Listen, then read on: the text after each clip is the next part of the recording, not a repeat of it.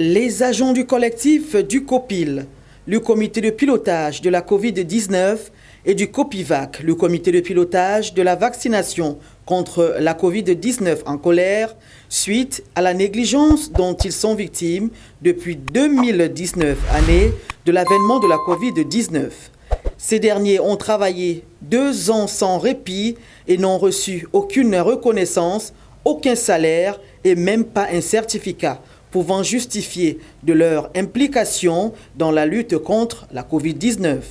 Las d'attendre que le ministère de tutelle ou les pouvoirs publics leur témoignent la moindre reconnaissance, ils ont décidé ce 9 octobre de faire un mouvement d'humeur pour se faire entendre au niveau du ministère de la Santé publique pour revendiquer ce qui leur est de droit.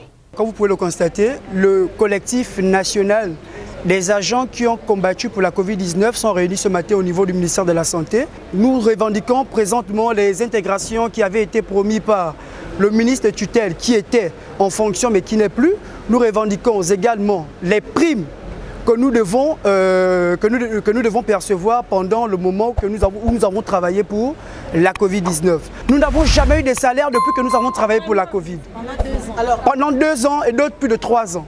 Les uns ont perdu des parents et les autres ont été contaminés par la Covid-19, mais ces sacrifices seraient passés inaperçus, ce que refusent ces pères et mères de famille qui veulent que justice soit faite et des réparations. Parmi nous, il y a eu beaucoup de personnes qui ont contracté la Covid. Nous avons même aussi perdu beaucoup de frères qui ont travaillé avec nous. D'autres qui ont même perdu l'odorat, qui aujourd'hui se retrouvent avec un handicap, qui ne peuvent plus humer les odeurs naturellement comme elle est née. En fait, ça devient une histoire un peu compliquée.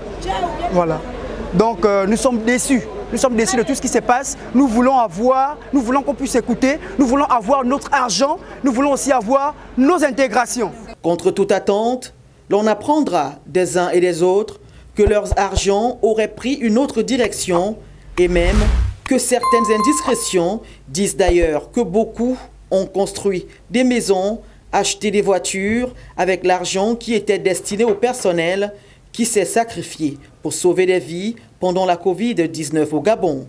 Une situation assez gênante qui mérite d'être prise en compte par les nouvelles autorités afin d'apaiser ces personnes qui finalement n'ont pas été intégrées à la fonction publique comme préalablement promis.